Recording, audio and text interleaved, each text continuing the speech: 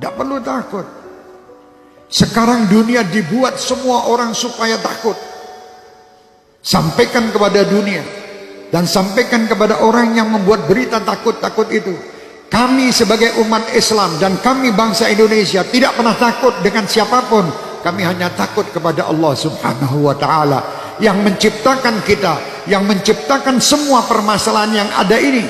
Allah, dekatlah kita kepada Allah, insya Allah semua akan nyingkir.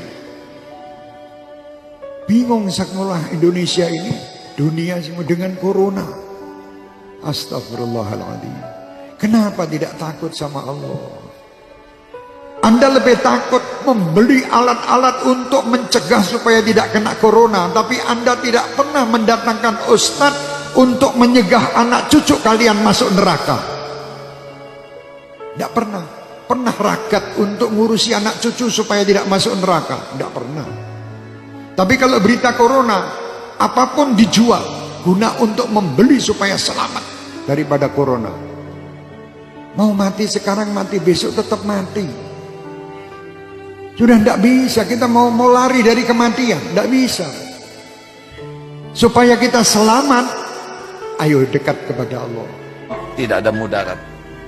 Siapa yang meninggal kena virus, pasti yang sudah ditetapkan Allah harus meninggal pada waktu yang ditetapkan. Didatangkan malaikat pencabut nyawa atas perintah Allah, lewat sakit kena virus. Tanpa kena virus itu pun yang meninggal tiap waktu tetap terjadi. Lalu apa yang harus kita lakukan? Apakah kita panik? Jangan. Panik tidak menyelesaikan masalah. Kita baca mengapa syariatnya Allah takdirkan ada ini. Oh, makan tidak terjaga, hidup yang kotor, dan berbagai hal yang kita bisa dapatkan informasinya. Efeknya, sempurnakan syariatnya, hidup bersih, makanan bersih, sikap bersih, plus doa yang banyak. Karena virus itu tidak akan menyentuh kita tanpa izin pemilik diri kita. Tubuh ini milik Allah hadirin, bukan milik kita.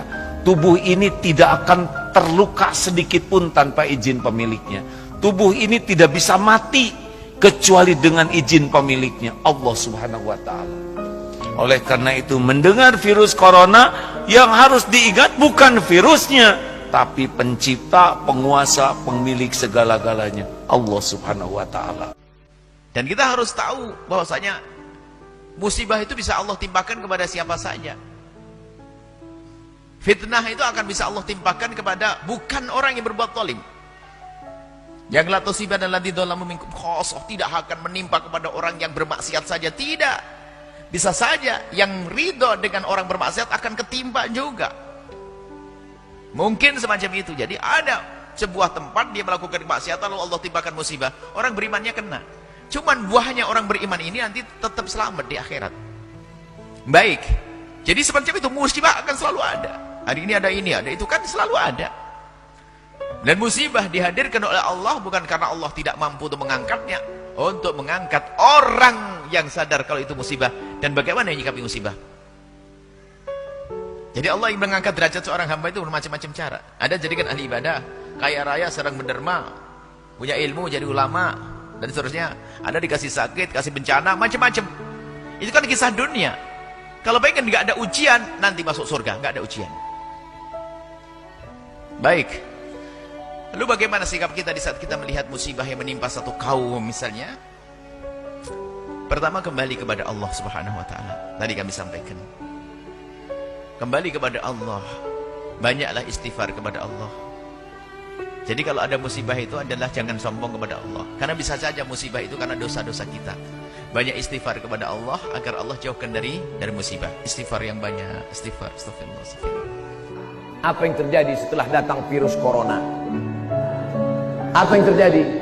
Rumah makan Islamic food di Singapura antrian panjang. Kenapa?